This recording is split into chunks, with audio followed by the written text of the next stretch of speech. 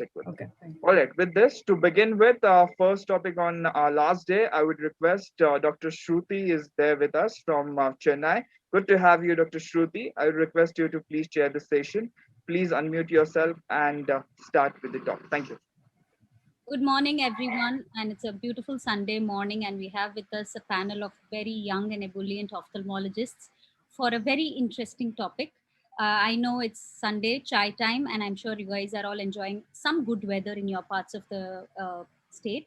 And so we're going to be discussing about myopia today. So there's been a lot of discussion about myopia, but today's perspective is going to be an Indian perspective. We're going to be discussing what's happening in India and what works for our kids especially. So we're going to have a wonderful set of topics lined up.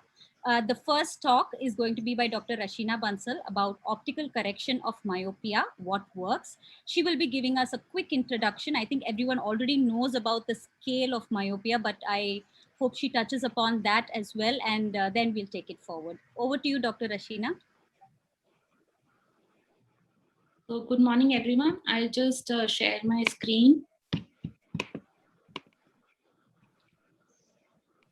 I request the questions. I think we get the questions in the Q&A. I request all the viewers to kindly put in their questions and queries, and we'll be discussing it at the end. Once all the talks are over, we're going to have a nice elaborate panel discussion.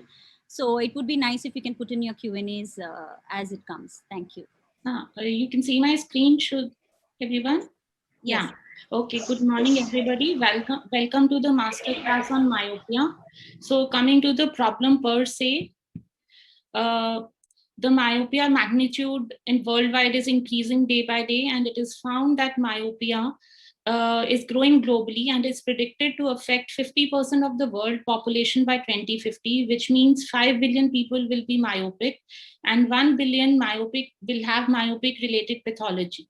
So it's very important for us to deal with myopia as early as possible, as only one diopter increase in myopia increases the risk factor of cataract, retinal detachment, and maculopathy many folds.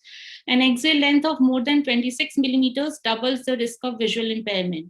So which means that we should aim at myopia less than 3 diopters and axial length of less than 26 millimeters. So coming to the Indian scenario, the situation is not that alarming. According to the meta-analysis done by Rohit Saxena et al., we have seen the overall prevalence to be 7.5% in the last age group of 5 to 15 years. The urban population is shown a prevalence of 8.5%, but it is showing a rapid increase. When the analysis was compared in the last 4 decades, we have seen that in the year 1980 to 2008, the prevalence was 7.9, which has jumped to 8.9% in the last 10 years. In the rural population, this was 6.1%. And in the last 4 decades, it's changed from 4.6 to 6.8%. So even the rural population who are less exposed to near work and gadgets, they are also catching up with the urban population.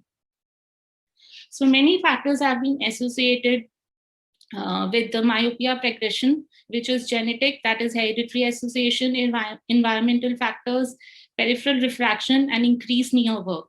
And in this COVID pandemic, we have emerged with a new terminology, that is quarantine myopia, as the kids are indoors and also are always on the gadgets for online classes. We have various myopia control options, which includes optical devices, pharmacological and lifestyle modifications. I'll be touching upon the optical devices in myopia control. So what's the hypothesis behind myopia progression? The most common is the hyperopic defocus at the periphery. So if you see in this diagram, we see that when we are giving a concave lens to a child with myopia for correction, the light focuses well in the central retina, but there is a hyperopic defocus because the rays fall behind the retina, which causes a blur and stimulates axial length elongation. Similarly, increased near work causes increased accommodation lag, causing a hyperopic defocus at the center, which again stimulates axial length elongation. Similarly, 2 more hypotheses have been postulated, that is, if the image is forming better behind the retina, or there is high contrast images of the retina which stimulate the axial elongation. So what do we have? We have first the spectacles, which is single vision spectacle lenses, the progressive addition lenses, bifocal spectacles. All these are advantageous because they are easy to fit, affordable, acceptable, and non-invasive. It can be given to a young child, can be used by non-contact lens wearers. We can give it as an adjunct treatment, also can be given as a combination therapy with atropine. Coming to the single vision lenses, they correct ametropia, but they have not found to be efficacious in any way in myopia control or progression.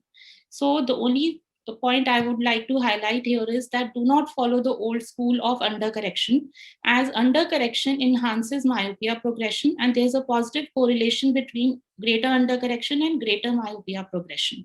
It has also been seen in various studies that undercorrection causes behavioral changes in children, reducing outdoor activities, and which also adds another factor to the progression of myopia.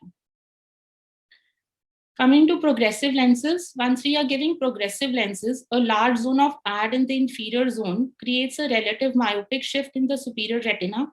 In case of progressive lenses, it's more on a wider zone of image formation, which reduces near focusing effort while reading, and thus creates a myopic defocus, reducing the stimulation of axial elongation.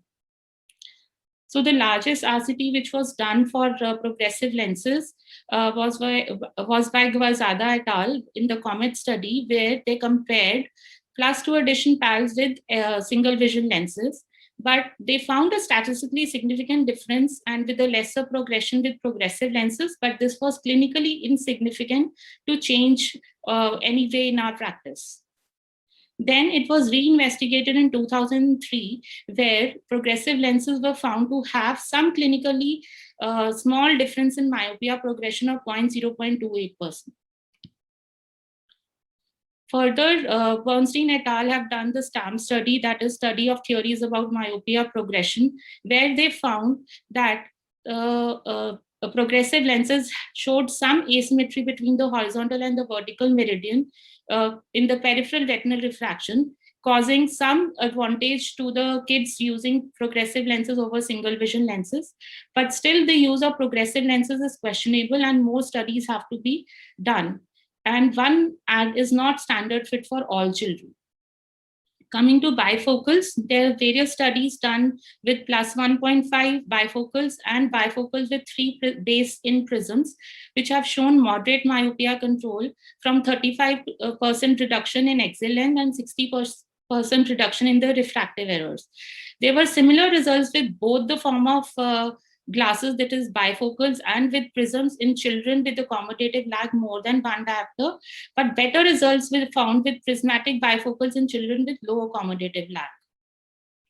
So the various designs available in the market are the peripheral aspheric design. They are not available in India, but outside. The first one is the MyoVision Pro by Zeiss, and the prismatic bifocal, that is MyoPlux Max by Essilor. This was supposed to be launched last year in India also, but it's still not available because of the COVID. The new novel designs of spectacles which correct ametropia and also control the progression of myopia is the DIMS, that is defocus incorporated multiple segment by Hoya Miosma. So this actually lens is a very innovative design in which there is a central disc of correction which corrects the myopic refractive error, and in the periphery there are +3.5 myopic defocus lenslets, as you can see in this triangular diagram, in which they cause a myopic defocus in the peripheral retina and thus reduce the stimulation of axial length elongation. Similarly, the newest of all is the highly aspheric lenslet Target by Essilor. So this actually works on the principle of creating a volume of myopic defocus. As you can see in this diagram, there are 11 small lenslets around the central focus lens, which cause a volume of myopic defocus, as we can see in the white nutshell behind, which again help us in myopia progression. Coming to contact lenses, we have conventional, multifocal, and the orthokeratology. The conventional soft contact lenses have shown no statistically significant difference in myopia progression when compared to spectacles, and low oxygen transmissibility is linked to higher myopia progression, but there is no substantial evidence in the literature. The soft multifocal contact lenses, this again, we don't have it in India, but the principle behind this is the central distance focus multifocal lenses, where the central portion or is the correction zone where the myopic refractive error is corrected. It is surrounded by concentric rings of plus lenses, which causes a myopic defocus in the peripheral retina. There are toric options available, but only in Australia. And if a child has an astigmatism, we have to give a overcorrection glass for correcting the astigmatism, and they are daily disposable lenses. Based on this, a Blink study was done in which the lenses with that bifocal lenses in nearsighted kids was studied. This was a 3 years RCT where soft multifocal contact lenses with higher AD were shown to have a better control in myopia progression. The newest of all is the Cooper Vision knee-side lens. This is again a daily disposable. This works on the principle of dual focus, where the first, the central, and the third ring is the correction zone, and the darker purple rings are the treatment zones which create the myopic defocus. An RCT done on the knee-side lenses for myopia control showed that there was a 59% lesser refractive change and 52% lesser axial length growth with use of these lenses. The last in our armamentarium is the orthokeratology. This works on the principle of overnight wear rigid lens, which reshapes the cornea. It causes redistribution of the corneal epithelial cells following compression. And also in the periphery, there is a steepness of the cornea created, which again causes a myopic defocus in the peripheral region of the retina, causing a 30 to 50% reduction in the axial length growth. This is now FDA approved since 2002. The only problems with orthokeratology are that we need to initiate the treatment at a younger age. Smaller treatment, the smaller central treatment zones are proven to be beneficial as the pupils in kids are wider, so they can have an access to the plus zone in faster when they are moving the eyes for near work, which is shown to be beneficial. Also, reduction in the accommodative lag has reported to improve the accommodative facility. The limitations are they're only available in -4 and -1.5. I think they have increased the powers availability now, and additional glasses may be required for residual myopia. Rebound after discontinuation has been reported, but then once the child restarts wearing the ortho-K lens after discontinuation, there is an improvement again. Are contact lenses safe for kids? The ideal choice is the daily disposable because they are less chances of any form of infections, and closer supervision for handling and wear by the parents is required. The risk of microbial keratitis with daily disposable reported is 2 per 10,000 patient wearing years, which means if the child, please summarize. Yeah. So the efficacy, there's no study comparing efficacy of different lenses. Ortho-K is the best we have. Cost is a factor. We have newer contact lens designs available. So what to prescribe? This is my last slide. So if the child, the contact lenses would be the first option. If the child is a contact lens wearer and the patients are motivated, we can offer them orthokeratology because multifocal soft contact lenses are not available in India. If the child is less than 8 years and parents are not motivated, we have only the spectacle option. And if the child has normal accommodation, we can offer single vision lenses with a combination therapy of atropine or the prismatic bifocals. If the child has accommodation lag more than 1 diopter or an esophoria, progressive lenses can be advised. If the child is orthophoric, bifocals, and in case of exophorias, prismatic bifocals work the best. So we have multiple options. We have to counsel the parents and also know about their expectation. Nothing guarantees 100% efficacy. We cannot stop progression, but we can slow it down. Thank you. Thank you, Dr. Ashina. It was an excellent, very comprehensive talk. Especially the last slide was quite, I think, very beneficial for people who are planning to look at other options other than atropine. There are several options available, and we'll be discussing about them in the panel discussion as well. We'll just quickly move on to the next talk. I just request the speakers to stick to the time. Dr. Kuheli's talk will be on evaluating binocular vision in myopia, a new thought. Binocular vision plays Will a you key. present the, will you run my slides, please? Yes, yes, Dr. Kuheli. So, because there is poor internet where she is. Yes, yes, I can't slide share. Yes, so I'm just going to be sharing her video and then she'll be present for the panel discussion, hopefully, if the internet is good. So I'm going to share my screen. Is the video and audio available, visible? A very good morning to everyone. I apologize that I am not able to attend the live session of the EIOS 2021 conference, but I hope you're enjoying this virtual program. And today my topic is evaluating binocular myopia. So why is binocular vision important in myopes? When we measure myopia or the achievement or the improvement in myopia, we always measure the distance vision. Is it 6'9" or 6'6"? And our Snellen visual acuity becomes our visual function. And that is what we all as ophthalmologists measure. What we forget is the functional vision. Now, what is functional vision? That is near work and whatever a child does. And today, there is definitely an epidemic of myopia, but there is also an epidemic of near work and near work symptoms. Now, binocular vision disorders have shown that they are associated with near work symptoms and are associated with reduced academic achievements. And therefore, we should be concentrating not just on the visual function of myopes, but also the functional vision of myopes. The International Myopia Institute recommends that we do these 5 tests for each myopia child. That is accommodative lag or lead, amplitude of accommodation, distance and near phorias, heterophorias, near fixation disparity, and AC by A ratio. Why is binocular vision important in myopes? First, binocular vision can help us identify pre-myopes. In the impending myopia epidemic, we need to find out children who are at risk of developing myopia. Pre-myopes have a higher accommodative lag. The association becomes stronger after onset of myopia. Children with a high AC by A ratio have a 20 times higher risk of developing myopia. In these children, there's a recommendation for outdoor sunlight time of 10 to 14 hours per week, progressive lenses, as well as vision therapy, and this may prevent them from becoming myopes. Binocular vision can help identify children who will respond to progressive addition.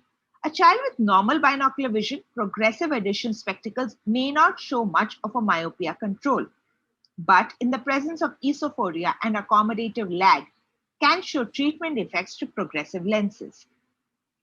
Third, binocular vision is altered in contact lens wearers. Children with low accommodative amplitude have a 56% better myopia control response to orthokeratology wear compared to normal accommodators. Ortho-K reduces the accommodative lag and esophoria in myopes compared to single vision contact lenses. Multifocal contact lenses affect accommodation response as well, and may have a role in myopia control. Binocular vision can influence our prescriptions. High minus spectacles provide a base in prism at near, moving the image further away. When these children move to contact lenses, they show an exophoric shift as they lose the base in spectacle correction and may start having intermittent exotropia. Esophoria, however, may benefit from multifocal and ortho-K lenses, and progressive lenses are better than bifocals. Accommodative lag may be improved with ortho-K lenses. And finally, binocular vision can change due to atropine therapy. Atropine causes a dose-dependent reduction in amplitude of accommodation and a tendency towards esophoria. In these children, a reduction in concentration of atropine, alternate day therapy of atropine, and progressive or bifocal lenses are recommended. Now that we have seen what are the advantages of measuring binocular vision in children of myopia, let us do a quick recap of the basics of how to measure these. Accommodative lag. In this, you will use a handheld retinoscopy, and the retinoscopy is done at a near distance of 33 or 40 centimeters. There is no need for any distance correction. Flippers over both eyes help so that both eyes are accommodating at the same time. Near refraction is measured and there is no distance correction required. Fusional reserve vergences. Use an interesting near target. First, use base in prisms to measure the divergence fusional reserve, which is generally 12 prism diopters, and check for diplopia or diverging eyes. Follow it up by base out prisms to measure convergence fusional reserve, which is generally 25 prism diopters. After this, repeat the divergence reserve again to measure accommodative fatigue. Phoreas. Now, phoreas is something we as pediatric ophthalmologists and strabismus, we measure this very often. So fixating target and do a cover test and a cover-uncover test. But what is important is that we do it with the spectacles as well as with contact lenses. Next is amplitude of accommodation, which is measured by 100 divided by the near point of accommodation, measured in centimeters, using an RAF rule. While using the RAF rule, we can use the push away method, which is better for small children who are unable to identify blurring very easily, or the pull up method for a little older children. The AC by A ratio can be measured by the heterophoria method or by the gradient method. In the heterophoria method, the measurement is done by interpupillary distance in centimeters plus n minus d divided by A. N minus d is in diopters. AC by A ratio by gradient method can be measured in two ways. If you're measuring at near, which is 33 centimeters, use convex lenses. And if you're measuring at distance, which is at 6 meters, use concave lenses. And here the method is L minus O by D, where L is deviation with the lens in diopters, and O is deviation without the lenses in diopters, and D is the power of lenses used in diopters. All of this is done binocularly and using the full correction, that is their full myopic correction. The take-home messages for my topic today is that be aware of your patient's binocular vision function at 3 times: before glasses prescription, at every new change of glasses, and at every new treatment modality. That is when you start atropine, or when you shift to contact lenses, or after surgery for heterotropias. Thank you for your patient hearing, and I hope you have a wonderful session ahead. Thank you, everyone. Thank you, Shruti, for running my slides. Yes, it's a pleasure. So it was really a wonderful thing. I've already gone through it already. So quite elaborate, and it just brings out what are the essential things to do, because we don't need to do the entire BV evaluation. There are just certain factors that we have to do quickly in OPD to rule out certain things like esophoria, exophoria, accommodation lag, and AC by A ratio. So exactly. That's a wonderful talk. Thank you. Now we can move on to our third talk. This is by Dr. Aloka. Dr. Aloka has been my my biggest inspiration, and my she's been my teacher, my first teacher, and now she's a wonderful friend as well. She will be talking on environmental modifications for myopia, lifestyle matters. While she shares her screen, I would like to inform Dr. Murli. He will be joining us in a bit because he's currently in another session. So I think he will be joining in after me. So he will be the last speaker of the day. Over to you, Dr. Can you see my slides, Dr. Shruti? Yes, yes, I can. But it's coming, your screen sharing is paused. 1 second. I can't see your screen. It's gone now. Not able to see the slides. Aloka, not able to see the slides. Yeah, I'll see. I'll try again. Yeah. We can see the slides, Doctor. You can see the slides. I guess it's just a second. Okay. Yeah. Thank you, Dr. Shruti, for the introduction. And you are my mentor and guide now. So I'm very grateful to all the panelists here. They're all my mentors. So I'm going to a very important topic, that is environmental modifications. As Dr. Rashina has said, myopia is really increasing. By 2050. We expect 50% of the Earth's population to become myopic. And that's a huge figure. And it's rising. And the last 1 year has made this graph even steeper. So Dr. Rohit Saksena's group had found whether it's myopia is a public health problem. And yes, by 2020, 38% of population was found to be myopic, and that is again speculated to be 50% by 2050. So Indians are also at high risk now. So what are we looking at? Are genes just responsible? Just we have parents who are myopes? Is that the responsible thing? So one myopic parent increases the risk of myopia by 3-fold, but 2 myopic parents doubles the above risk factor further. But lifestyle causes myopia and not only genetics. So how do we find that out? So this was done in Singapore, where 18-year-old boys who were Indians, so they found 70% to be myopic, vis-a-vis the same age group in India who were only 10% myopic. So there has to be something about genetics. Also, this group done in young Jewish boys who were doing the more religious Orthodox studies, they found that from their counterparts they were much more myopic. So there is definitely something like diabetes happening here, where there is nature and nurture adding together to cause this epidemic of myopia. This study, which was done by Huang et al., studied in Taiwanese group the relationship between lifestyle and body stature growth. So they checked the height, weight, the axial length of children, and they found out, they also did a study about the other daily activities which was done by children.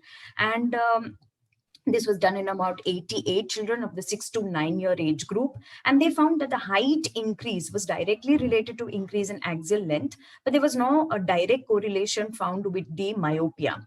And parental myopia was again an important risk factor, and increased near work had a direct correlation with increase of myopia. This study went further ahead, did a huge study on 19,934 students in 252 northern China schools, where they studied the impact of near work and time spent outdoors on myopia risk. And near work, they studied all the various things like computer, smartphone, television, after school classes. And for outdoor activity, they compared whether early morning outdoor, midday outdoor, or evening outdoor worked better. And the results were worse. Uncorrected visual acuity was found with computer and smartphone use of more than 60 minutes. There was no direct association with television watching and after school activities like music and painting. And least myopia was found in children who were spending more than 60 minutes in midday time outdoors, where the sunlight is quite bright. Sydney myopia study done in Australia again studied 2,353 children of 12-year age group across various schools, and this was again a multi-ethnic group. And they tried to study what was the economic status and what was the type of housing. And they found a very surprising thing, where separate houses with garden spaces, children had lesser myopia than those who were staying in apartments with lesser opportunities for outdoors. Also, children living in inner city had 2.2-fold greater odds of getting myopia than those studying in outer suburbs, where there is much more garden space and sunlight. So is our near work to blame? So this study, which is done by Wang et al., they found that reading, writing, computer, mobiles, and video games do increase the risk of myopia.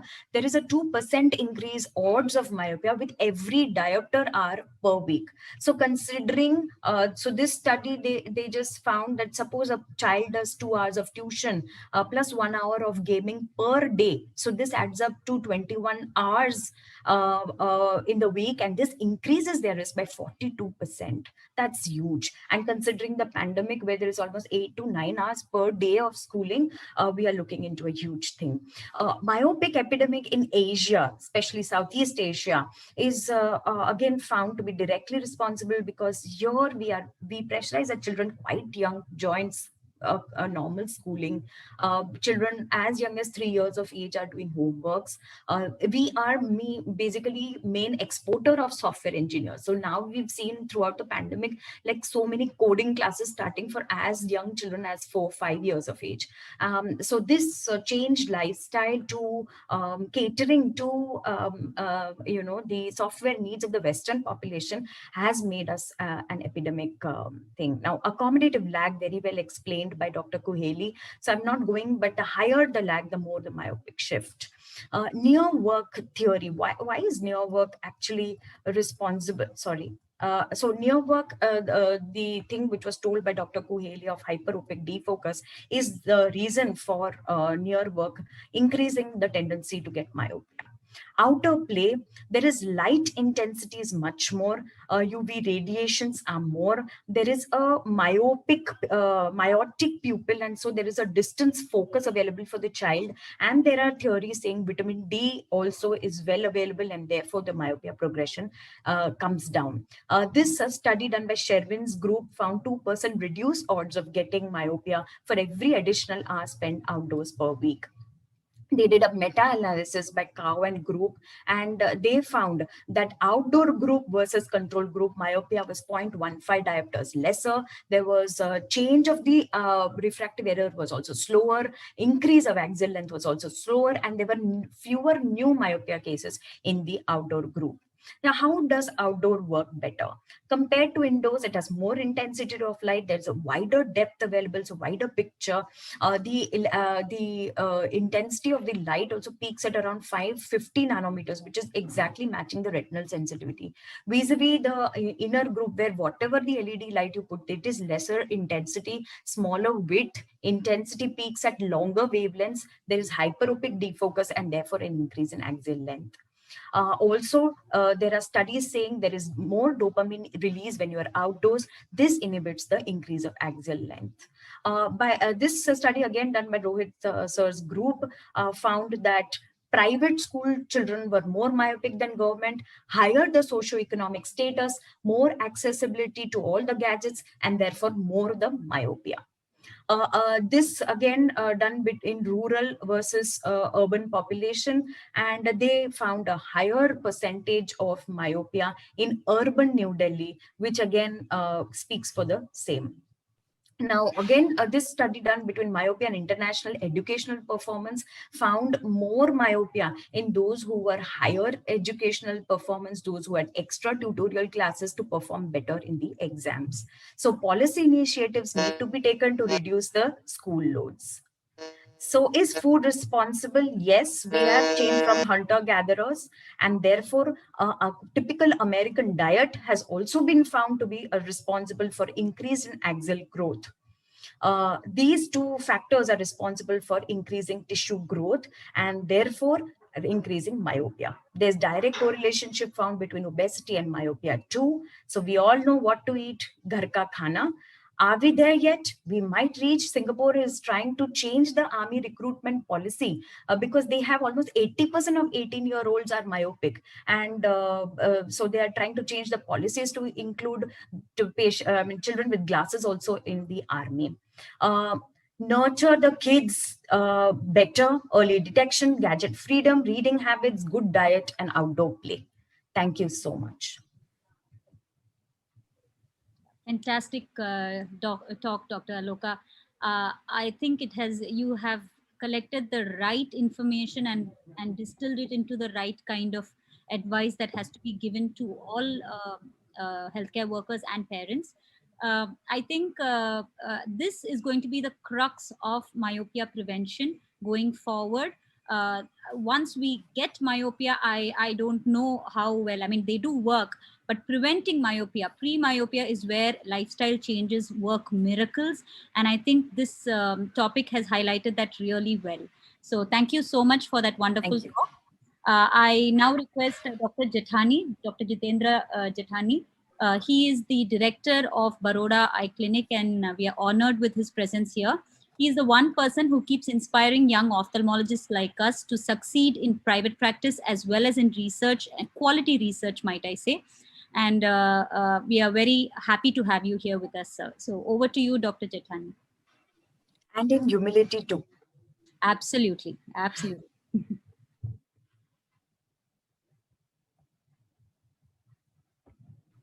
So we are unable to hear you.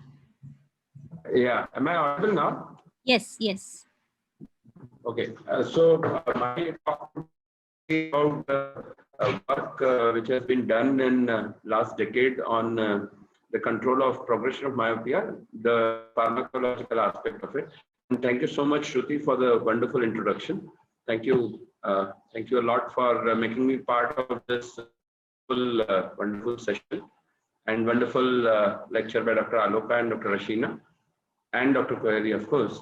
Atropine for myopia is now, most of us who are into this myopia thing, we know that atropine works for myopia. And I think most of us also is that we don't have much on theories of how it is working, but we have a working hypothesis that it is because of the dopamine release in the eye.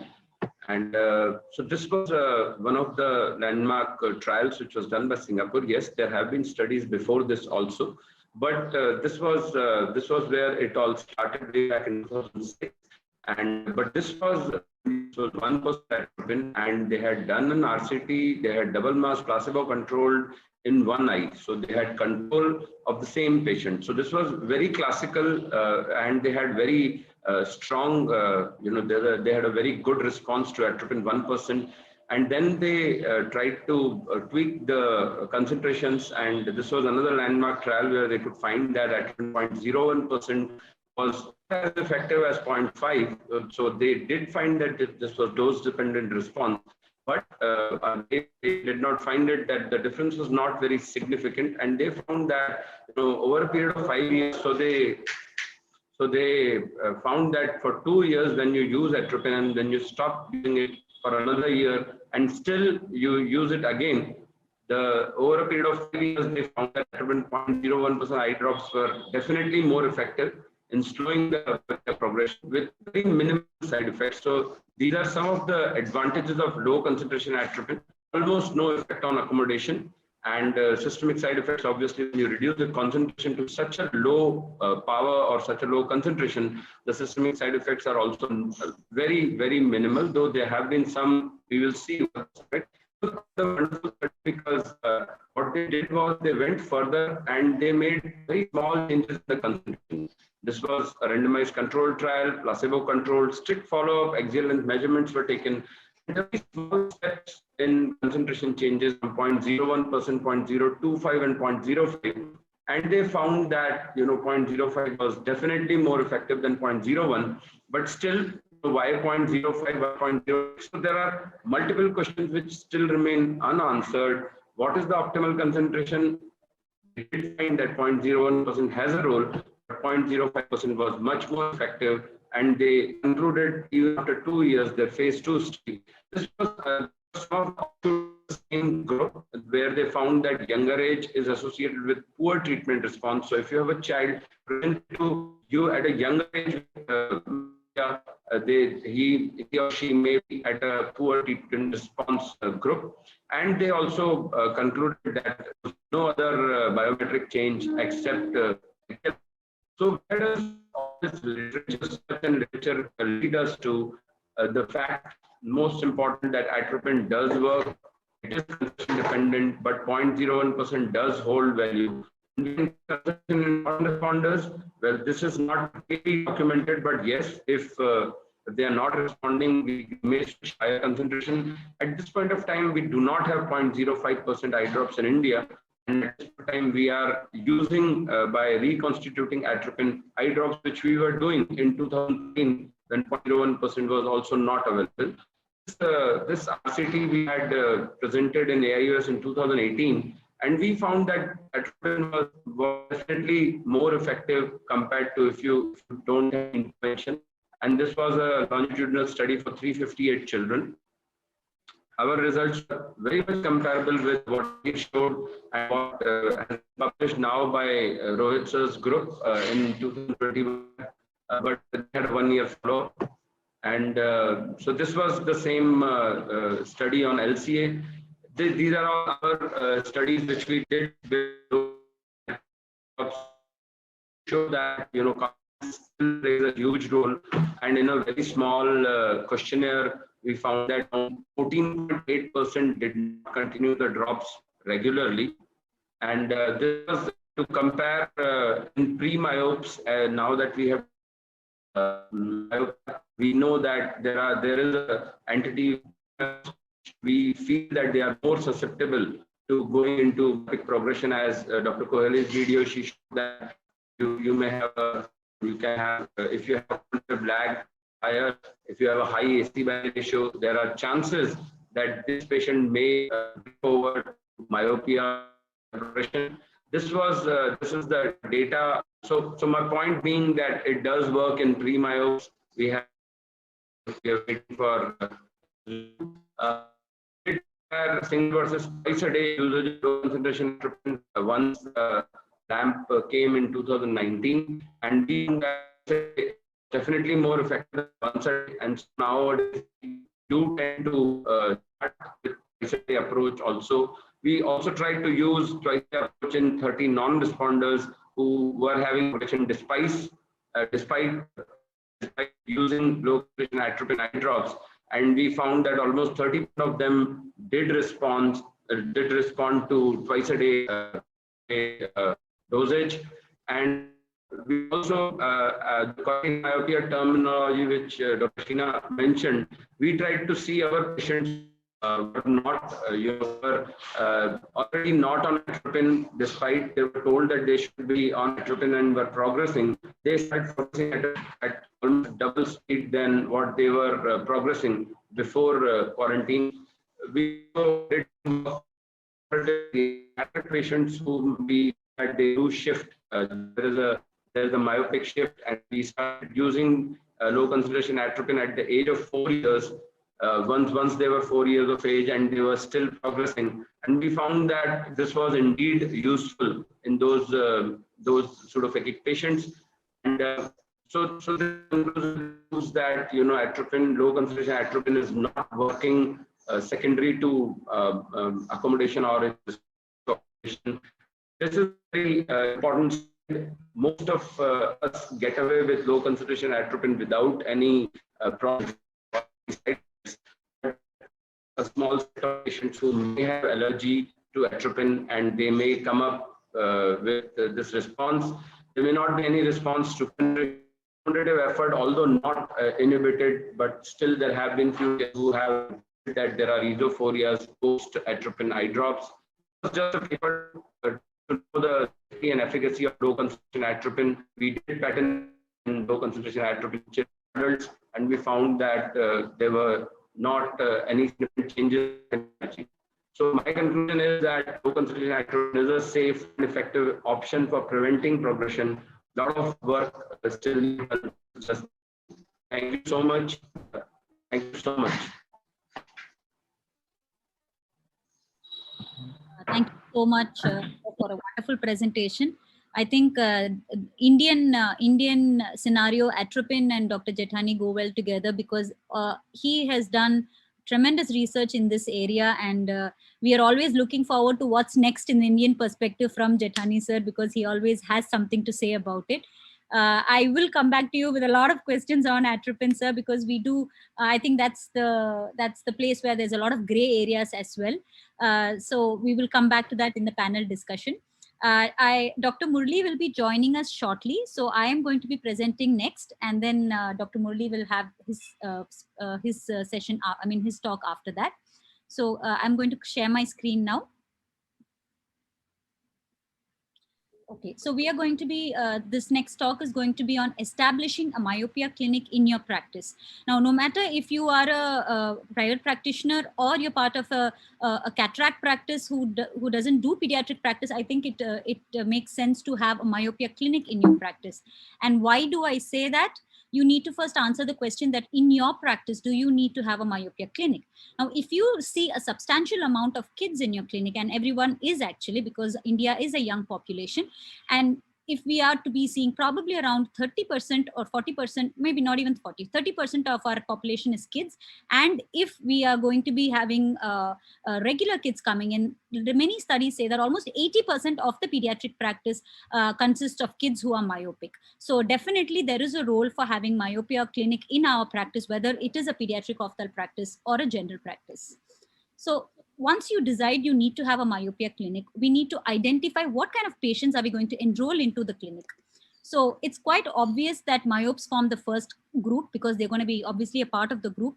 The two other set of people that I would like to emphasize are kids with lower than average hyperopes for their age. Now, these are the so-called at-risk myopes who kind of end up developing myopia over a period of time. So we need to watch them, and that's why we need to add them.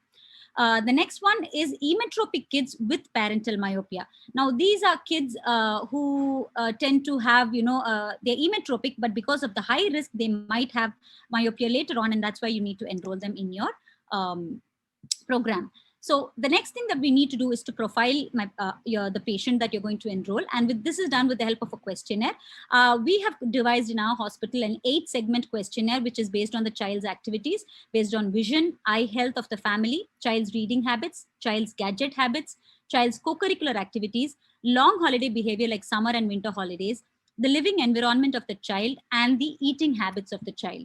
Now, I hope I am able to open this sample. Yeah. So this is the questionnaire sample that we generally share with the parents. So it's a 30-point questionnaire where we kind of ask them what kind of work the child does, what's the gadget work of the child, how long do they do it on weekdays and weekends, and so on and so forth. So that's how the questionnaire is dealt with. The next thing that we do is to evaluate the child, and this is done with the proforma. We do vision checking, cyclorefraction, fundus, A-scan, and questionnaire. And this is followed by the BV evaluation, where we do a stereopsis, Wirth-Fodor test, a cover test to rule out esophorias and exophorias, NPCs and NPAs, and from NPA we calculate the accommodative amplitude. We do a dynamic retinoscopy to rule out accommodation lag, and we measure accommodative facility and ACI by A ratio. Note here that we don't do the entire spectrum. We kind of do what is just required for myopia. So if you do ask me, oh, there's so many tests happening.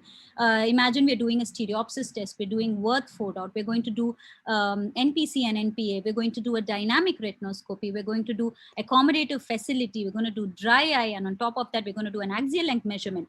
How much time does this all take put together? Around 20 to 25 minutes extra per evaluation, which is, I think, okay, considering the fact that so many tests are being done. And with a good trained optometrist, it's quite quick and effective as well.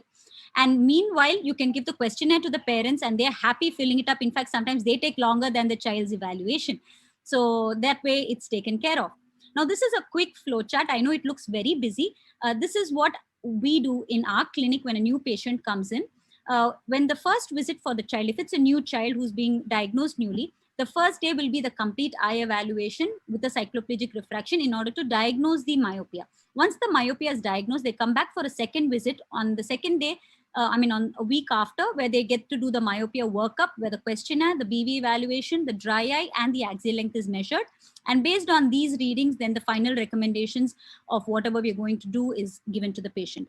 How about a review or a follow-up patient? Now, if it's a follow-up patient, I do the myopia workup immediately on coming along with the vision refraction, and then we do the dilatation fundus and the axial length, and then go on to the final recommendation. So all of this is done in one visit for a follow-up patient. So this makes it easier for in follow-up visits. So once we have all this data of axial length and BV evaluation, dry and all of that put together, what do we do? So it's very important to customize myopia control for each patient. So based on the age, the questionnaire, the progression of cycloplegic refraction, the correlation with the axial length, and the binocular vision assessment, we give our final recommendations. So we'll go through this in a series of cases and we'll figure out how we go about it.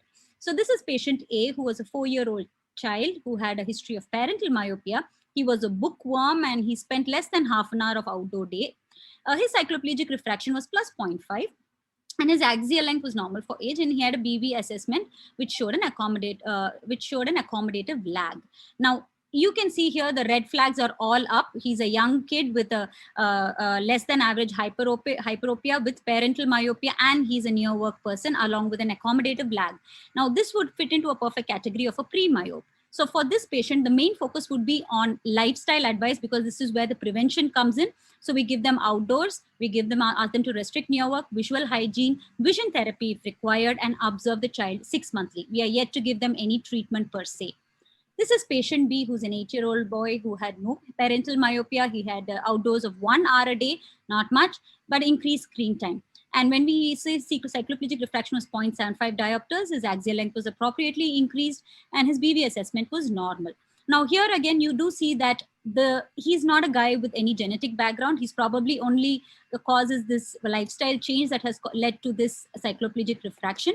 And this would be under a category of a new myope. So for such a patient, you would give glasses for constant wear, of course, give them the lifestyle advice that we usually give them, and then observe him 6 monthly.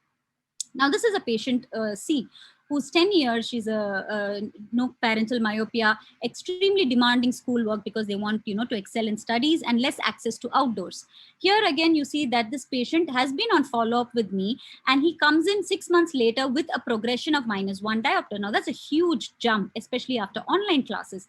And there is a corresponding increase in the axial length with no accommodative lag. Now, this guy is what we would put in the category of a progressive myope. Now, here we would request, we would change the glasses as per the cycloplegic refraction. And here I would seriously consider starting him on dilute atropine as a treatment modality once at night for a period of 2 years. Again, lifestyle advice would follow, but here I would observe this patient 3 monthly. This is patient D, where 8 years girl. She's been on atropine since 1 year, already on atropine, history of parental myopia, screen time, and still her cycloplegic refraction showed an increase of 0.5 diopters in 6 months' time with a corresponding increase in the axial length. And her BV assessment shows a significant accommodative lag. Now, this is a child whom I would probably call a resistant myope. So this means a child is on glasses, is on atropine, and still doesn't seem to stop progressing. So for such children, we have to explore other options, but I would still not consider stopping atropine. I would probably increase the dosage to twice a day. And of course, lifestyle advice would make a sense, and observe these kids much more faster, like a monthly would be better. So having seen those scenarios, we know that those are kids who come into the myopia clinic. But what about the kids who come in for redness, who come in for CNLDO? I talk about myopia to every patient who walks into the clinic, because prevention is always better. A 6-month-old infant, a 5-month-old infant comes for CNLDO, I talk about outdoors and restriction of gadgets. Now, this is important as a preventive step to talk to all parents about the things, irrespective of the condition they come to us for. And early eye screening in parental myopia, again, is very important. I even start from 2 years of age. I keep telling them come for regular reviews. And always check compliance to glasses, atropine, and contact lens on the follow-up visits. I do add, and it's good to add few value-added services like giving a name for your clinic, setting a particular day so that it's easier to give the advocacy, it's easier to run the slides, the optometrist is ready to receive your patients, and you as such are ready to see only myopia that day. Train your counselor or pediatric optometrist to receive such patients, have engaging patient booklets. I create a WhatsApp group as a support system so that other parents can get to discuss, and I get to kind of put in my views and my tips as and when we want, so that we can share and form a community of myopia parents. And of course, we should always go one step further to do community screening as well. Welcome to the Myopia Control. This is my enthusiastic optometrist who's introducing the team, the department. And this is the logo that we have created for the clinic, and she is my mascot. Kanmani is my mascot for myopia. Now we are going to see the refraction and the BV clinic of our hospital. So this is the myopia journal that we hand out to our patients, and we give them all the measurements that have been done here, along with the axial length and a refractive error measurement that is plotted so that they can have a visual information. These are the kind of that we give. It's a community oriented work, so it doesn't stop with only one person. So we have to have community screening, community advocacy, and this is where we sat with the school and changed their policies for recess time and everything. So it's not just the clinic indoors, but we have to explore outdoor avenues of advocacy as well. So this is the screening program, the template that we have to give for community screening program. So at the end of it all, I think to sum it up, I can give all the whatever the material I have. I'm willing to share it. If you can email a request to me. To conclude, we set a day, we train our staff, we profile, we evaluate, we counsel, we follow up, add value-added services, and do not forget advocacy. But at the end of it all, we have to customize our myopia control, and that's the way forward. Thank you so much for being a part of this IC and for joining in. Thank you to all the panelists as well. All right, with this, thank you so much, Dr. Shruti, for a great talk. I know you are going to invite the next speaker, but I just thought to give a little breather so you can breathe after a great session. So I'll quickly invite our next speaker, Dr. Murli. Are you there? Yes. I'll share my. Good to have you here. Welcome to IOS 2021, Doctor. Thank you. Good morning, sir. It's great to have you. Dr. Murali is a senior eye consultant from Eye Foundation in Coimbatore. He deals with pediatric neuro-ophthalmology, cataract, and glaucoma there. So he's my teacher, and we're so happy to have you here. Thank you, Shruti, for the kind introduction. So can you see my slides? Yes. Okay. So I'll be talking on strabismus and myopia. So strabismus and myopia could occur because of the following reasons. One is anisometropia. Second is muscle path deviation, an abnormal AC by A ratio. It could be a primary strabismus and myopia could be an add-on. It could be a sensory strabismus if vision is poor. And then there is strabismus associated with ROP. So these are the etiologies of strabismus that you can have. So going straight away to the topic, there could be some issues in measurement. So please note that high minus glasses, meaning more than -4, they always measure more deviation than that actually is. So there are two ways to correct for this. One is you can use standard tables. The other is you can multiply 2 into lens percentage up to 15 diopters. Let us say you have a 5 diopter lens. You reduce the measurement by 5 into 2, that is 10%. You could measure with contact lenses, or you could use my mentor's formula, that is mean deviation by actual deviation is 1 minus 0.025 into D. So these are various, it's useful to remember that if you have a minus glass more than minus, कहीं से भी attend कर सकते हो. कैसा था वो? अच्छा था मेरा. Really, can you please mute your mic? The previous Dr. the previous recording which I sent, not the final recording. Dr. Kohli, can you please mute your mic? Yeah, that could be an thank you. That could be an association with exotropia. So the presence of myopia more than 2 diopters is associated with an odds ratio of 5.23. And myopia also occurs in 90% of patients with eye exotropia, meaning that there could be an association more than what is explained by chance. So there could be several reasons. One is loss of fusional convergence, accommodative lag, lesser accommodation demand, and therefore less accommodative convergence, increased vergence demand, and more myopia progression in the non-dominant eye has also been suggested. So this is a patient with intermittent exotropia, which was poorly controlled. So you can see the right exotropia here, and there's no pattern on measurement. There's no oblique overaction either. He was a myope of around -8 diopters.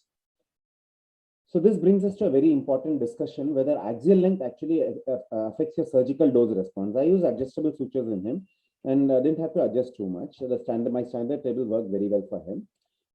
But in many cases it doesn't. So Gilly has suggested this formula that the effective recession should be angle of squint by 360 degree into circumference of eye. And this refers only to the recession. You need to add a resection to it, or you need to do a bilateral recession for this. But there's a problem here. It is that the Plategian view of muscles, extraocular muscle anatomy, is no longer valid. Plategian view meaning that muscles follow a straight path from the insertion to the origin. So they don't follow a straight path, they go through pulleys. So I would recommend not relying on this formula, but using adjustable sutures when you deal with high myopes. Then you have the heavy eye syndrome or the strabismus fixus, which you typically see in myopia more than -9 diopters. This is because the globe pushes between the LR and SR, and the LR is pushed down and the SR is pushed nasally. So So this is a patient who presented with increasing esotropia. The left eye had virtually become useless and increasing esotropia for the past 1.5 years. So we got a MR imaging done. So this is extreme. This patient had a myopia of around -22 diopters. And so this is an extreme. This is the superior rectus here. And the lateral rectus is pushed way down here. So I did the Yokoyama procedure along with medial rectus recession because the FDT was very strongly positive. I couldn't mobilize the globe at all. So first I did a medial rectus recession and I did a union of the superior and the lateral rectus with good result. And this patient has a vision of 636. Because of myopic macular degeneration, she couldn't get any better. So now this is another patient, extreme patient with myopic strabismus fixus, where I'll show you the typical characteristics. So unlike the sagging eye syndrome, if you note, the globe is prolapsing between the SR and the LR, and the LR is tightly opposed to the globe. It is very important to distinguish between a sagging eye syndrome and a heavy eye syndrome. There is a reason for that. I'll go to that reason after taking you through this Yokoyama procedure. So in this patient, I had to do a medial rectus recession because the FDT was positive. So your FDT guides whether you need a medial rectus recession or not. So after doing the medial rectus recession,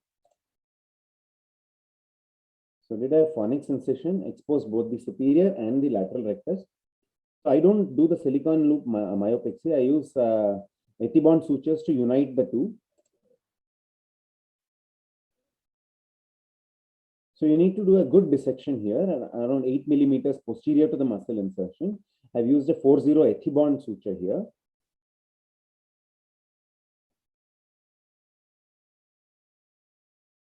And this is the superior rectus. In the superior rectus, you need to remember one thing, you need to free the obliques. Okay, if you, that I always do. So the superior oblique, I hooked it on the nasal side, dissected off the frenulum, because whenever you are shifting the superior rectus along, you don't want to pull the superior oblique together. So this is this is the technique. I take a scleral bite as well, unite the lateral, close the gap between the lateral and the superior rectus to whatever extent possible. Don't use too tight sutures because you may use necrosis of the muscle or of the scleral tunnel. So others have done silicon loop band myopexy also, whichever works out for you. So here, you need to remember that sagging eye syndrome can occur in high myopes as well. So there are two distinguishing features. One is that in sagging, 2 or 3 distinguishing features. One is that in sagging eye syndrome, you can have degenerative adnexal changes like ptosis and superior sulcus deformity. So LR to globe distance would be, much more. It will be separated. And in heavy eye syndrome, it's tightly opposed to the globe. And prolapses of the soft tissue in the superior, in sagging eye syndrome, whereas the globe prolapses in the sagging eye syndrome. So I showed you, I don't have a sagging eye syndrome, but I showed you that the globe was prolapsing. In sagging eye syndrome, it is the soft tissue that is prolapsing. Many of the radiologists are not very experienced in this. So either you need to get a good radiologist or to have a look at the films yourself. So the globe prolapses in heavy eye syndrome, whereas it is the soft tissue that prolapses in sagging eye syndrome. And the LR is separated from the globe, and it is tightly opposed to the globe in heavy eye syndrome. But if you note in the first case, the LR was quite well separated from the globe in the first patient that I showed you. So none of these features are absolute, but this is the most important feature, that is the globe. It is the globe that is prolapsing in heavy eye syndrome, and it is soft tissue that is prolapsing in sagging eye syndrome. The reason why this is so important is that in heavy eye syndrome, you need to do SR-LR union, whereas in sagging eye syndrome, which can also occur in young patients, earlier it was associated with age-related distance esotropia, but it can also occur in young patients, and conventional surgery works very well in sagging eye syndrome. And if you want to check out the clinical features, so abduction is restricted in heavy eye syndrome, whereas full abduction is present in sagging eye syndrome. So when you have a full abduction, note that you may be dealing with sagging eye syndrome, and SR-LR union may not be very helpful for you. So this was a patient with a myopia of around -9.5 diopters, and he has a esotropia. So he had a esotropia since early childhood. It was not acquired esotropia. And if you notice, the abduction is slightly restricted, which is why I said none of these features are absolutely diagnostic. So you need to watch out for sagging eye syndrome. And so the esotropia persists with glasses. But when we got the MRI done, so my radiologist is quite good, and he specifically mentioned that there is no definitive imaging evidence, that is, the globe was not collapsing outward. And at conventional surgery, worked out very well. This is the other important feature, that is the angle between the LR and SR. The problem is that you need image G for this, and you need orbital piles to get this, which very few centers in India have. But in heavy eye syndrome, the angle is much more, 180 degrees around in one study and 126 in another, whereas it was 100. But it is not practically possible for us to do it unless you get a radiologist with orbital piles here. So conventional surgery worked very well in this. So thank you very much. And if there are any questions, I will be happy to take. So fantastic videos and excellent coverage of the topic, sir. Thank you so much for the very informative talk. I think strabismus in myopia is something that it's a very under-talked topic, but there's a lot more to it when it comes to surgery, because as we see, there are a lot of surprises post-surgery that we get to see, and because of really minute differences in what we have to evaluate. And there's a very important difference of what you brought up between sagging eye and the heavy eye, because management completely differs between the two entities. So thank you so much. I think we are done with the talks now. We will go on to the panel discussion. We have a good 20 minutes to cover. I would also take this opportunity to introduce Dr. Rashina and Dr. Koheli. I failed to do so in my initial thing. Dr. Rashina is one of our very good friends. She's a senior, and she's practicing in Delhi Pedia Vision Eye Hospital. Excellent pediatric work that she's doing in a private practice setup. Dr. Koheli is hailing from Goa. I think everyone knows her. She's a multitasker. She does wonderful work in pediatric ophthalmology as well as in other spheres of life. She runs a private practice clinic, Spectrum Eye Clinic in Goa. Thank you both for your wonderful presentations. So moving on to the panel discussion, I think I'm just going to quickly read through Dr. Koheli's questions first before we go on to the other questions. Dr. Koheli's first question is, how often do you record axial length, Dr. Jitendra? I think this is for you, Dr. Jethani. So normally we would, normally when we see the patient for the first time, we record the axial length, and then every 3 months we try to do it. But if patient, most of the patients won't come back in 3 months. But if they come at 4 months, 5 months, so whenever they come, we do record their axial length. Even if they come after 3 months or 4 months or 5 months, all visits, we record everything. Once we start low concentration, I mean, that is not a question, but I'm trying to inform that, you know, most of there are a lot of questions about when do you recall them? I mean, when you give low concentration atropine, when do you call them again? So normally we call them again after 3 to 4 weeks, and we try to do all the things like binocular vision anomalies. We try to do cover uncover test. We measure their accommodation lag. Once we have given atropine, we call them after a month, and then after 4 or 5 months. So that is the normal routine. Like. Yes. Would you comment too? Murli sir, can you hear me? Yeah. Your opinion, yes. On atropine, I mean, how often do you do axial length, and when do you review your patient if you start them on atropine? When I start these patients on low concentration atropine, I do a baseline thorough evaluation, including axial length keratometry, and also on the binocular abnormality, specifically the accommodation lag. And I review them, maybe the first checkup, I do it at 3 months. I don't repeat the axial length at 3 months, just to see how well they are getting along and how compliant they are. Many times, you know, because of this lockdown, they don't get the drops and they stop it. So we have also requested our pharmacy to do an online order facility so that they can order these drugs online, and they can, have an uninterrupted medication. So that is one thing. But I review them at 3 months primarily to see how well they are getting along. Some patients may have some irritation, some may have a little bit of photophobia. Photophobia is very rare. Reading difficulties I've never seen. So then I repeat it at 6 months. The axial length I repeat it at 6 monthly intervals. Yes. But if there is a progression, then I call them back again at 3 months. So if there is progression, then I increase the dose to twice daily. Here again, we need to remember that low concentration atropine, the peak action starts after a year or a year and 3 months. So. Okay, that's interesting information. The peak action of atropine starts after a year, so we'll need to be patient with our patient not responding to it initially. Dr. Shruti, I have a question for Dr. Jitendra. So, sir, suppose a child is presenting for the first time at around 4 years of age with a -0.5 diopter sphere and a -2 cylinder. The overall spherical equivalent is actually towards myopia. So, with a higher cylinder and a lower this thing, do you consider starting them on atropine still if they show a progression not in the spherical power but the cylindrical number? No, I don't. So the most important problem, I mean, I'm not trying to judge the paper, the already published papers, they are peer-reviewed papers, but my concern has always been with those papers that they take spherical equivalent. I don't agree with it after, after a few years, you understand that, there would be some changes in the cylindrical power, and if there is a change of say 0.75 diopter, there would be a change of 0.3 in your total spherical equivalent, which is not really axial. I mean, and especially if you're using orthogonal lenses, there is bound to be changes in your cylinder once you're using orthogonal lenses. So I don't think so. The previous studies which we had done, we had taken spherical equivalents.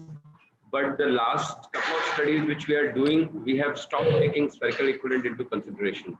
So 0.5, coming back to your case of 0.5 sphere and -2 cylinder, I would say that, we would definitely document progression and start it. I would put him as a pre-myope with, you have to go with all the risk factors which have already been discussed. Parents have myopia and those things. So we just inform the patient, talk with them that maybe if he progresses, we would start low concentration atropine. Just one more thing is that we measure axial length and we try to see if it is 2 standard deviations higher than the age-matched normal. Say if the child's axial length is around 24 and he is a 5-year-old kid, we know that his axial length is on the higher side. So our threshold will be slightly lower to start the drops. Do you have Can I ask a question? Normal, Dr. Jitendra, do you have a table of axial length for the age-matched normal? Or Yeah, so we have a table of age-matched normals, but that is only for, when a few years back when I was working in an institute, we did do a study for age-matched normals, but the sample size was not very big, and so we could not extrapolate it or could not publish it. Nevertheless, it remained with us for the Western Indian population, and so we try to match it with that. And now it has become useful because even if it is not published, we have our own data to sort of predict that your kid is going to have myopia. And we have seen that the correlation is almost 85 to 88%. We are right that he is going to progress. I mean, we all know this. Most of the times it is not very different from other age groups, but it is not a very robust data. It is not a very big number. I think it's very important to control, standard tables because it's very region specific. So I think that's a very good point, sir. Dr. Aloka, you have something to ask? I have this questions for Dr. Murli. I have a few patients with high myopia and esotropia, and I see a lot of variable esotropia in these patients. Many a times, there have been few patients where I have done the surgery. The patient is orthotropic, but then as soon as you start occluding, you see that ESO coming in and you don't know what to do with it. I have checked for AC by A ratio, that also has been normal. So have you come across this combinations of variable esotropia with high myopia?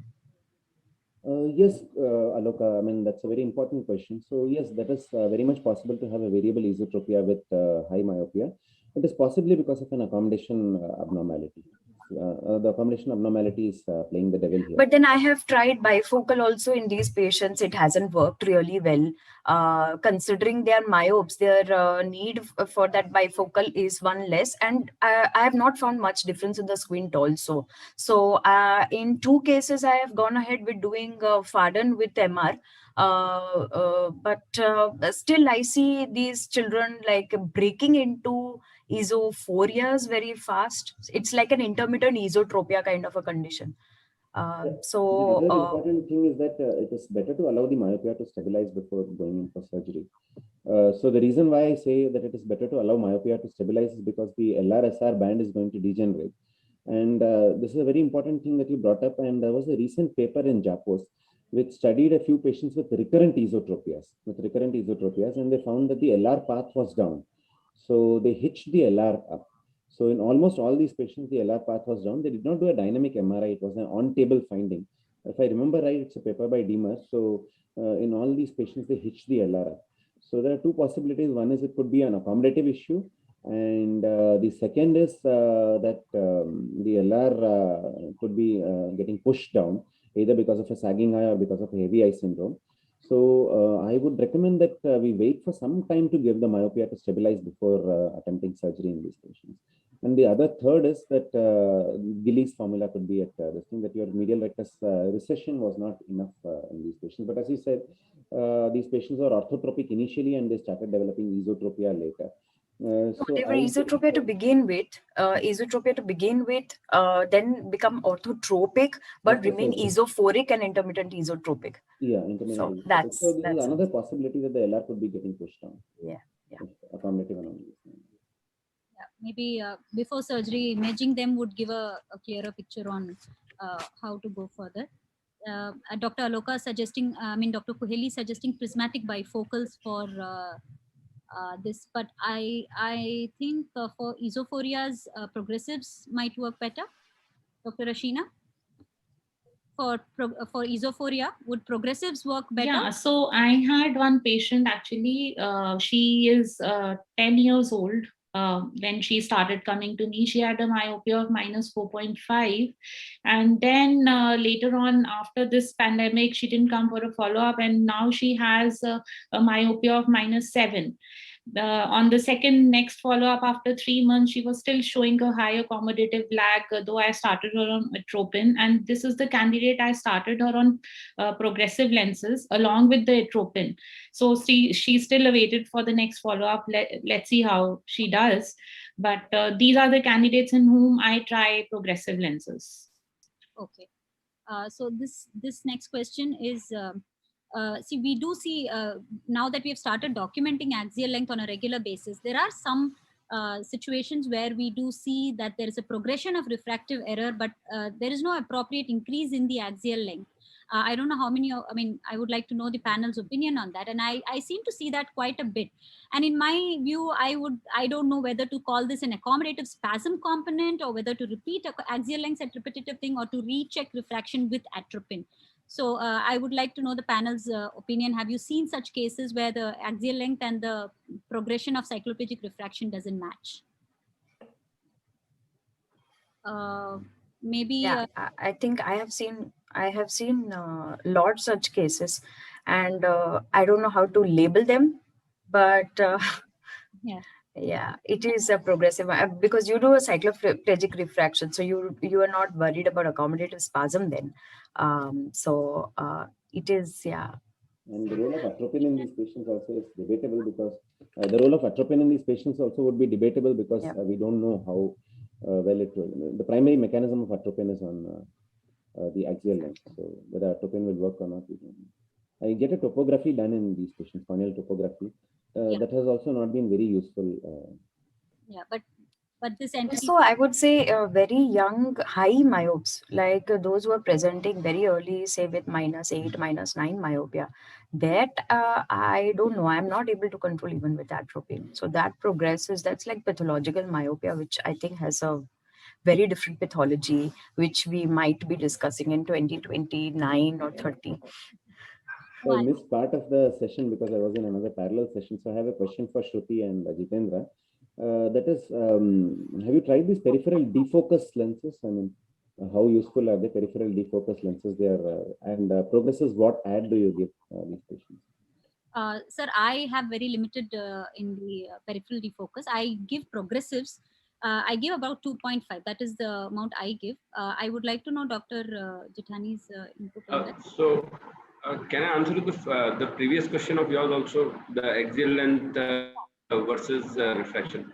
Yeah, so in most of the cases, Aloka is absolutely right, and you are also absolutely right that axial length changes do not match, and only over a period of a couple of years, and that is why it is very important to keep measuring them And only after a couple of years, when the power has increased and the axial length starts showing some change. See, axial length, let us go back to, I mean, we all know this, we are just discussing it, so I am again telling this.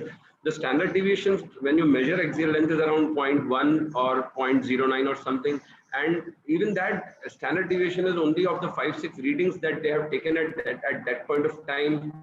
There is bound to be a difference of 0.2 or 0.1 in axial length. It is not very uncommon that if you measure it a couple of times, you will see that. And every 0.3 millimeter of change in axial length should contribute to almost 0.8 or 0.9 diopters of refraction.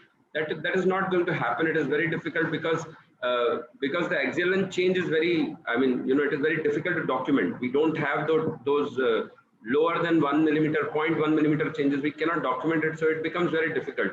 Especially so if we are using a scan, then the standard deviation will be much higher.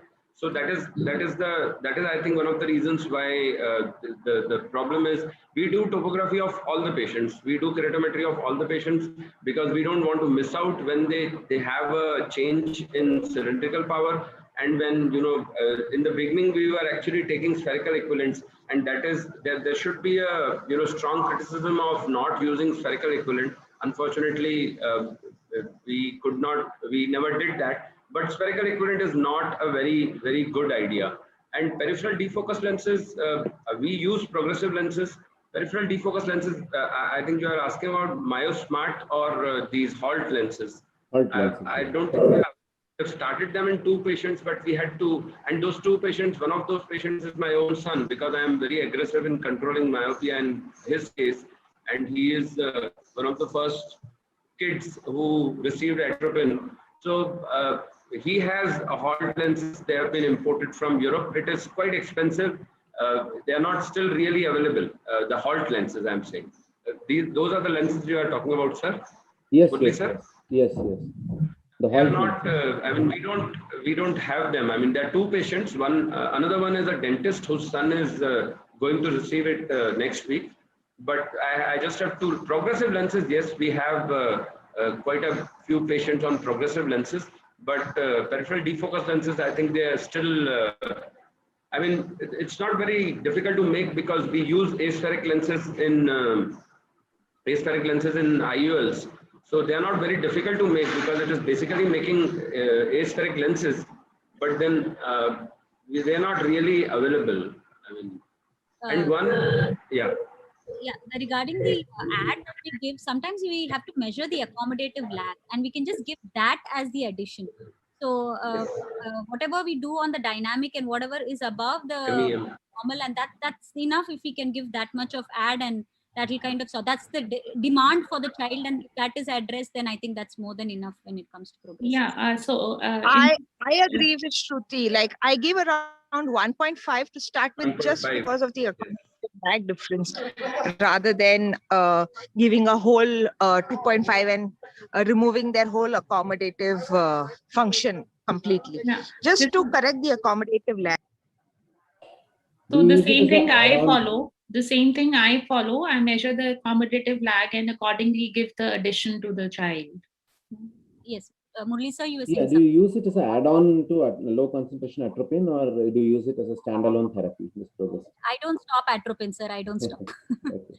I mean, that's something. I mean, I don't know how, but atropine works a lot in, at least in the place where, I mean, in South India, I don't know, in India, it really works. And I feel very few non-responders. And in that section, I think I add on the glasses to the atropine. I double the dose of the atropine to twice a day, but I don't stop atropine. How about you, sir? So we use atropine. I mean, we never stop atropine. Somehow it works in Shruti's clinic and my clinic at least. And mine too. Yes. I mean, we have used 0.0. Even I'd never stop atropine. I mean, at least it's one thing that we can offer our children. So I feel like at least we should not stop atropine. And if they are well balanced with the progressive lenses, then I really don't feel the need to stop it. And at least for the first 2 years, we should give, because as Dr. Jitendra said, it takes some time for us to, you know, see the benefit and all. And parents are also very cooperative with atropine therapy. They feel something is being done for them. Yeah. So So in last, this, I have a question. So I have a child who's 12 years. He's a boy. So he started atropine in Singapore. Now they have shifted to India. Now, after 2 years of follow-up, he's shown progression only in one eye, though he has been on atropine for last 2 years. In such cases, what should be should the parents ask, should we, because she has read so well, she said, should we start the double dose in the only the eye which is showing progression? Should I be trying that? I think this is one aspect that's covered about how myopia progresses in the non-dominant eye. Yeah. We should take that, I think. So Yeah. You want me to take it? Okay. Yeah. No, So myopia. Yeah. Myopia progression in the non-dominant eye, if there is a strabismus, yes, or if there is an intermittent exotropia, yes, myopia progression in the non-dominant eye seems to be more. But I'm not very sure that it happens if there is no, the child is orthotropic. Okay, orthotropic. Fine. So I would say that you can start twice the dosage in that particular eye. And why I am not really afraid that there will be problems is because if you see Atom 1 study, what they did was they randomized the eyes and they started 1% atropine in one of the eyes. And patient, if 1% can be started, even medico-legally, I'm not just saying scientifically, even medico-legally, you are covered because there is already a 400 children study done for 2 years. I mean, that is huge. They have set a benchmark. Atom 1 is like 1% in one eye and nothing in other eye. I don't know how they got ethical clearance, but it is there in white and black. So you can easily start twice a day. Yeah. And do respond well to twice a day therapy. Excellent. Thank you so much. I think we'll just have one last question. Once there is a progression that there is a stop in the progression, do you stop the drops immediately or do you taper them down? Now, this will be the last question of the session. Dr. Jethani, sir, can you answer this and then we'll move on to I don't taper it. I just tell them to keep putting it for a couple of more months and then, but I don't wait for 1 year. I wait for only 6 months. If there is a rebound, I immediately start it. I don't wait for a year's washout. My washout period, my threshold probably for atropine is very low. So I don't wait for 1 year. I wait for 6 months. If there is rebound, I just talk with the parents and if they are ready, I would start. But I know that most of the literature says that you can wait for a year. But we just discuss it with the parents that, this is how it is. There is a rebound. If you want us to start, and some of the parents are, they're in India, they don't need our prescription to get atropine. They're very smart. They are too smart for even us. I mean, they will come to you with a printout of HALT that whether these glasses are available or not. So that has been a good support. I taper. I started tapering them a little bit because I don't stop. How do you taper them? I mean, alternate day? Twice a week. Yeah, I make it thrice a week, then twice a week, and then once. I kind of taper it over 2 to 3 months.